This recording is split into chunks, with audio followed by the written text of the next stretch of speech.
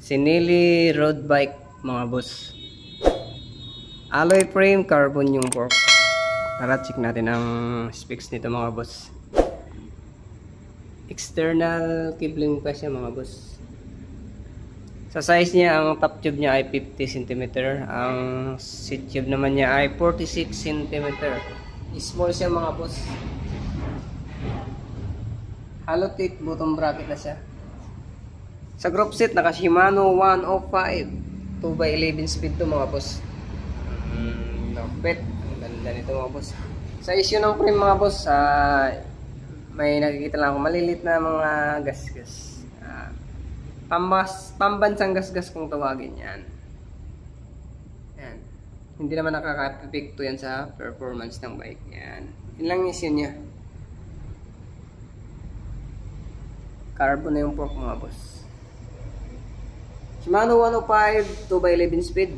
Ang crank niya 5034. Yan 105 na rin yung ano niya. FD brace on at yung RD. Caliper brake yan. Sa STI niya yan Shimano 105 yan mga boss. Sa steam niya stock na sinili, pati yung cap niya sinili na rin. Sa drop bar niya sinili na rin, carbon to mga boss. Yung drop bar niya. Ano na siya, internal, nasa ilalim na ng drop bar dumadaan yung kable. Seat clamp niya, sinili na rin pati yung seat boss alloy.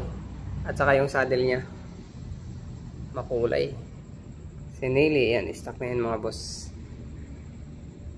Ganda ng bike na to. Ang wheel set niya, naka Shimano RS 10. Sa gulong niya naka Continental 700 by 23C. Ayan. 700 by 23C. Ayan ang issue lang nito mga boss. Maliliit lang naman ang gasgas. Sa price nito mga boss, 37,000 negotiable sa price na yan. Available yan kay Japan Portal. Follow nyo lang yung page na Japan Portal tapos message kayo.